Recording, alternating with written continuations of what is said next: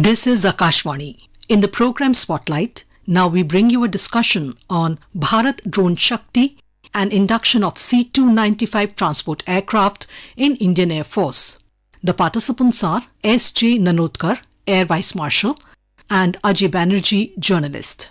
Good evening. We are today discussing the importance of the C-29 aircraft which has joined the Indian Air Force fleet. Today at Hindon there was an inauguration ceremony in which the Defence Minister Rajnath Singh conducted a religious ceremony before the plane was inducted into the Indian Air Force. I must remind the listeners that the plane was handed over to the Indian Air Force Chief Marshal V.R. Chaudhary at the Airbus facility at Seville in Spain around 5-6 days ago.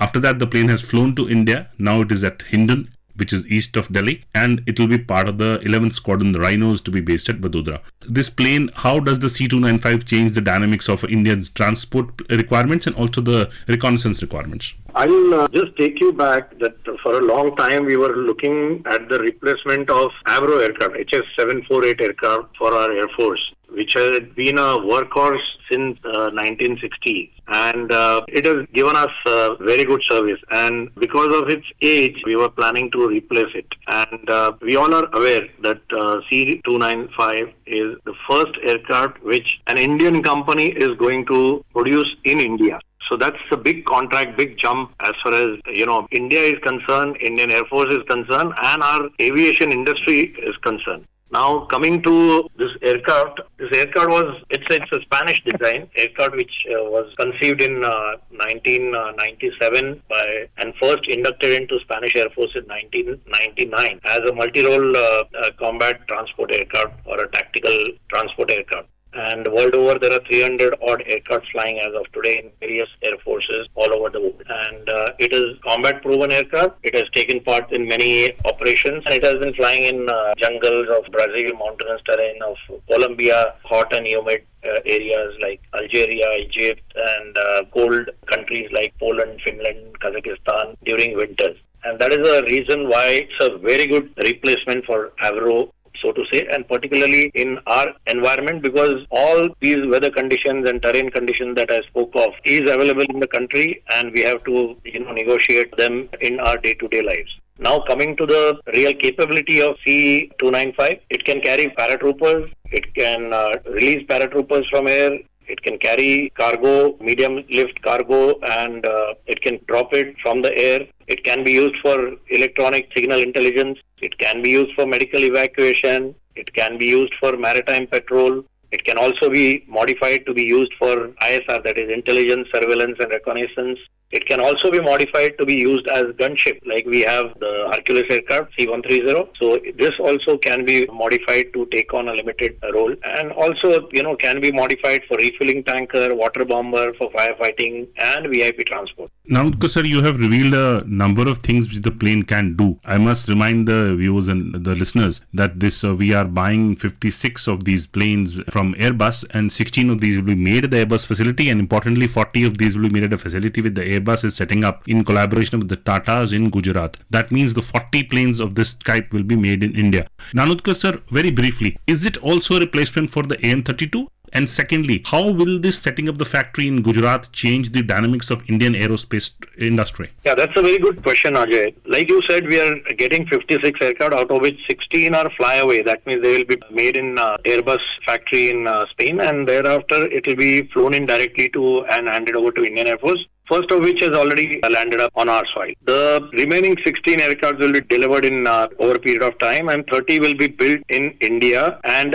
30th aircraft onward, everything will be made by Tatas. The Tatas have got two setups, one in Hyderabad and second one is Vadodara. Now, initially all the parts will be mostly made in Hyderabad factories, and thereafter final integration, the engine fitment and final assembly will take place in Vadodara. Now, Ajay, imagine what HAL been doing as far as trainer aircraft and LCA manufacturing. That kind of activity was always done in India. However, no transport aircraft was built except for Saras, which went up for trials, and thereafter the project was stopped. No other transport aircraft was ever built in India. So this is going to be a big challenge for Tata Advanced System Limited, which is a company which is going to make this aircraft in India. Now, imagine all the components, of course, some of them like avionics suite and stuff like that is going to be coming in from abroad. But however, majority of the other components are going to be made in India by Tatas, like the structure, that is the airframe, is mainly being made in Hyderabad. Some of the mechanical parts are being made in Tata facility in Hyderabad. And once the engines are brought in from Pratt & Whitney, this entire stuff is going to be heading to Vadodara, and thereafter it is going to get assembled, engine integration, avionics suite integration, and part of that is also electronic warfare system which are being made by BEL, and CMDS, that is countermeasure dispensation systems, and radar seeker missiles are going to be made by BDL, and they have already been integrated into the first aircraft which has come in from Madrid. So this entire activity is going to take place in India between Hyderabad and Vadodara under Tata's leadership. So imagine the kind of exposure that the aviation industry is going to get through this because of this contract between Tata's and Airbus. And this is just a stepping stone. Now imagine the roles that I mentioned. Some of those roles are not actually being executed by the first aircraft which has been brought in. So that means those roles are going to get modified by giving that capability by Tata's to this aeroplane. So it's going to be a huge capability jump as far as India is concerned.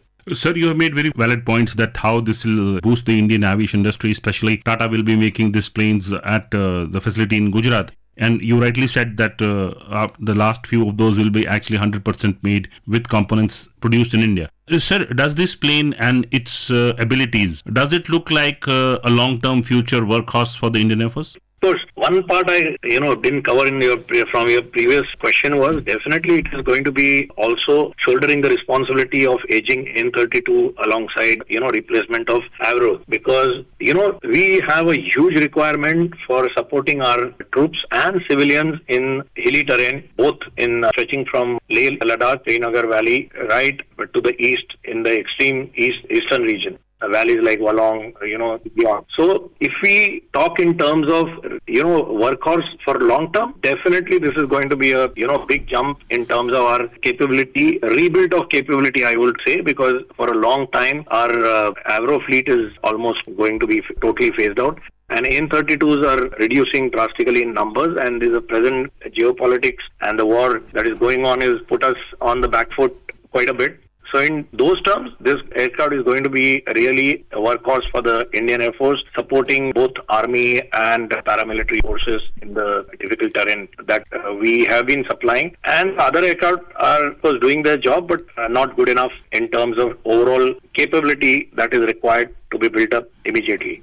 Sir, do you think, Nanotkar sir, that this plane could also in the future be an important player in the civil aviation market, because we also have a lot of smaller routes which needs to be serviced?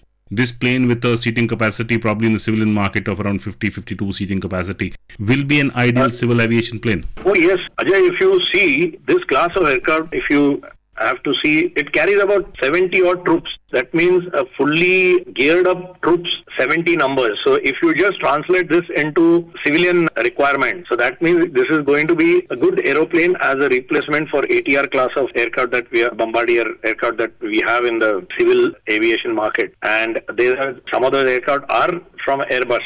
So I'm sure that in long run, it will be seen as a replacement or, the state substitute for the civil aviation market also. But as it is, I don't think we will be stopping at 56.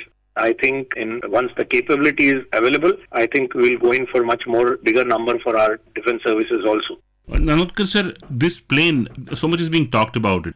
Everybody's spoken about the transfer of technology, the plane will be made in India. How? And sir, where are we standing vis-a-vis? We have done a trial test. I remember some kind of trial was done by the scientific ministry, the National Aeronautics Limited, was done in terms of flying our own plane. What has the position of that plane, sir? Yes, that project had to be shelved because of various reasons for time being. And I think, with the present boost of or present compulsions of trying to do as much within the country as possible, I think this technology, see, first of all, when we talk in terms of transfer of technology, it is not 100% transfer of technology. There is a fair bit of transfer of technology, and there is a capability of integrating various components that are coming in. We are lagging in terms of, everybody is aware, we are lagging in terms of engine technology within our country. So that is something that we will have to look at. But however, as long as the suppliers of the engines are, the contracts are well made, and then suppliers are supplying us whatever we need in terms of long-term requirement of ours, I think we should not be bothered too much about this. But yes, in-house development of these technologies is must. As far as avionics are concerned, we have supplies coming in from outside. We have good relations with those people. We have been a good customer, I would say. And at the same time, our DRDO is and private industry is pitching in to get into avionics manufacturing. So therefore, in long term, this is going to be a big boost for the entire aviation industry as such, and transport aircraft production, design development part of it also. We will get a tremendous amount of insight into what goes on into building a transport aircraft. And company like Tata, when it gets into these kind of projects, I'm sure that they will have a long-term plan of designing their own aircraft, which will not only help the defense services, but also the civilian industry. And they have been pioneers in aviation in our country. So I think it's in good hands. Sir, one last question very briefly. There was also at the Hindon Air Base a display of drones, multiple use of the drones, including logistics drones, little surveillance drones, and of course, the gamut. How do you see drones changing the warfare in future, sir? Very briefly. That's going to be the main leader in terms of all activities related, right from intelligence gathering to the last phase of warfare, in terms of assessment as to how the strikes, whether they have been carried out by manned or unmanned weapon systems, how effective they have been. So the entire spectrum, if you see, of warfare, the utilization of drones today and the UAVs today has increased tremendously, and the present war that is going on is giving testimony of it on day-to-day basis. And the new concept of storming, that is a swarm of bees attacking, a swarm of drones attacking a particular target system, confusing the radars, destroying the various elements of war fighting on ground, is going to be tremendously employed by all the services, all the military forces across the world. And that is what is on display. And alongside, there are requirement of anti-drone systems also. So those are also on display in the exhibition in Hindon. So it's a war and counter-war kind of a system that are in display, which itself goes to show that what is going to be the significance of these systems in future. And its importance not only during warfare, but even during peacetime, when people are now employing small drones for attacking, individuals and small targets during peacetime. So for that also, fair bit of caution has to be exercised, and the systems have to be employed during peacetime. So those are also on display in this exhibition. So that's, I think, a huge requirement for future, and that is why importance for this kind of activity is given by our Defense Ministry. That was nice talking to you, Nanodkar sir, about the C-295 aircraft, how it plans or is expected to change the aviation industry market in India, especially the military aviation and also the civil aviation. The first plane was inducted at Hindon today. We are going to get 56 of those. Thank you for speaking to us, sir. Thank you, Ajay. You were listening to a discussion on Bharat Drone Shakti and induction of C-295 transport aircraft in Indian Air Force. The participants were S.J. Nanodkar, Air Vice Marshal, and Ajay Banerjee, journalist. This program was produced and presented by the News Services Division of Akashvani. You can listen to it on our mobile app, News on AIR. This program is also available on our YouTube channel, News on AIR Official. You may share your feedback about this program through email at airnsttalks@gmail.com or WhatsApp on 9289094044.